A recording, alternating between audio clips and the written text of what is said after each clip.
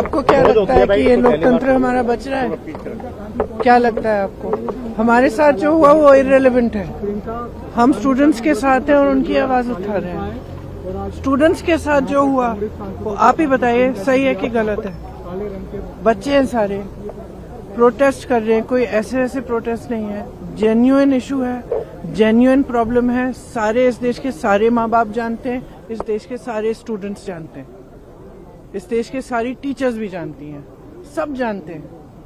तो एक जेन्युइन मामला है, जेन्युइन इशू है, उस पे स्टूडेंट सिर्फ अपना अधिकार मांग रहे हैं और कुछ नहीं मांग रहे हैं। वो सिर्फ ये कह रहे हैं हमें अपना अधिकार दो। हमें कब, आप हर एग्जाम को क्या पेपर लीक करा रहे हो? बच्चे इतना संघर्ष करके पढ़ाई करते हैं, अपने लिए एक फ्यूचर देखते हैं, आप उस फ्यूचर को बिगाड़ रहे हो। आपने पूरी एजुकेशन बजट का क्या, आपने 1.4 लाख करोड़ पूरी एजुकेशन बजट है पूरे देश के यूथ के लिए, और अडानी जी और अंबानी जी को आप 16 लाख करोड़ आप मुफ्त में लोन माफी कर रहे हो। किसानों को कुछ नहीं, गरीबों को कुछ नहीं, स्टूडेंट्स को कुछ नहीं, और ऊपर से स्टूडेंट्स को इतना खर्चना पड़ रहा है, फैमिलीज को इतना खर्चना पड़ रहा है, लोन लेते हैं। सिर्फ नीट के एग्जाम में जो 22 लाख फैमिलीज हैं उनका खर्चा 1.32 लाख करोड़ है, almost equal to education budget. तो स्टूडेंट्स की जेन्युइन स्ट्रगल है, जेन्युइन समस्या है। वो सिंपली कह रहे हैं हमसे बात करो, हमारे लिए सिस्टम, हमारा सिस्टम बदलो।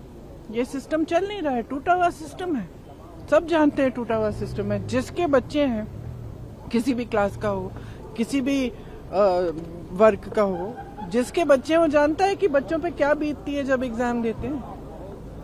और आप सोचिए कि 26, 27, 28 साल के बच्चे बार बार एग्जाम दे रहे हैं, बार बार पेपर लीक हो रहा है, अपनी नियुक्ति का वेट कर रहे हैं, नियुक्तियां नहीं हो रही हैं, तो फ्यूचर तो बर्बाद हो रहा है ना सबका। ऊपर से आप जॉब्स क्रिएट नहीं कर रहे हो। प्रदर्शन को अलोकतांत्रिक बता रहे हैं। हमारा प्रोटेस्ट अलोकतांत्रिक है। लोकतंत्र में सबसे बड़ी चीज क्या होती है? फ्रीडम ऑफ एक्सप्रेशन और right to protest, peaceful protest. इसमें कुछ अलोकतांत्रिक बात नहीं है। अलोकतांत्रिक ये है जो यहाँ इस सदन में हो रहा है, जो सड़कों पे हो रहा है। सदन में आप चर्चा नहीं करते, एलओपी को बोलने नहीं देते, ऑपोजिशन लीडर्स को बोलने नहीं देते, वो बोलने के लिए उठते हैं, आप चुप कर लेते हो। स्पीकर साहब खुद कह रहे हैं कि मुझे सरकार से पूछना है कि आप लोग डिस्कस कर सकते हो कि नहीं। ये क्या है? ये लोकतंत्र बचा ही नहीं है, सिर्फ आप ही पूछ रहे हैं मैडम ये क्वेश्चन। पूरा देश जान रहा है कि कोई लोकतंत्र बचा नहीं है इस देश में।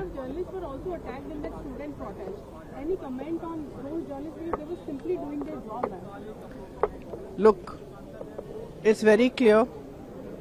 We are against violence. We have always been. This is the ideology of our party. It's the ideology of our nation. Mahatma Gandhi fought for freedom. It was a unique revolution in which there was zero violence on their part.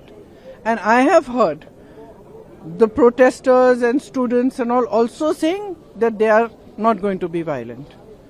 So if people have got hurt, police people have got hurt, or journalists have also got hurt along with the students, it's unfortunate.